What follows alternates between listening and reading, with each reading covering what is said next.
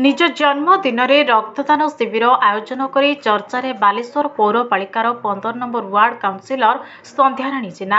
बालेश्वर रक्त भंडार रे श्रीमती जेना प्रत्यक्ष तत्वावधान में अनुष्ठित शिविर को बालेश्वर पौरपालिकार उपाध्यक्ष कैलाश चंद्र सेठी, वरिष्ठ बीजेडी नेता रंजन बाग, पूर्वतन उपाध्यक्ष मनोज कुमार राउत मिलित भाव उद्घाटन करते।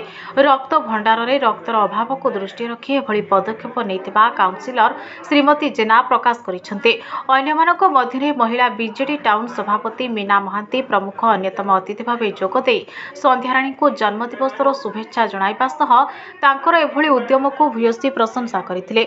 मध्य युवनेता मदन मोहन जेना, काउंसिलर शेख आयुब, अर्पिता प्रियदर्शिनी पट्टनायक, कविता मुर्मू, मिराज पानो, युवनेता धीरेन नायक, शेख आंसर, विभुदत्त परिड़ा, ज्योतिराणी माझी, राजलक्ष्मी चटर्जी, मानसी नायक, स्वागतिका बारिक, गीतांजलि प्रधान, कविता विश्वाल प्रमुख उपस्थित रही सक्रिय सहयोग करथिले।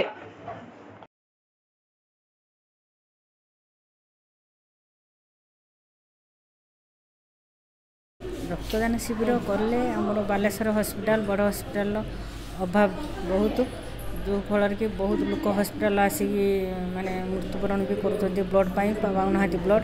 मोर आज जन्मदिन भी उपलक्षे समस्त सहयोग से गोटे ब्लड कैंप कली जो फल कि बालेश्वर हॉस्पिटल आज ब्लड पाई बहुत अभाव, से गोटे ब्लड डोनेट जन्मदिन उपलक्षे समस्त को कहीकि सहयोग कर ब्लड डोनेट कर। जय जगन्नाथ। आज एभलिया कार्यक्रम करिथिबारु मोर बड़ भाउज संध्याराणी जेना को पवित्र जन्मदिन रे अनेक अनेक शुभेच्छा अभिनंदन देवी एवं एभलिया कार्य से गुटे करिथिबारु तांको मध्य साधुवाद जणैबी।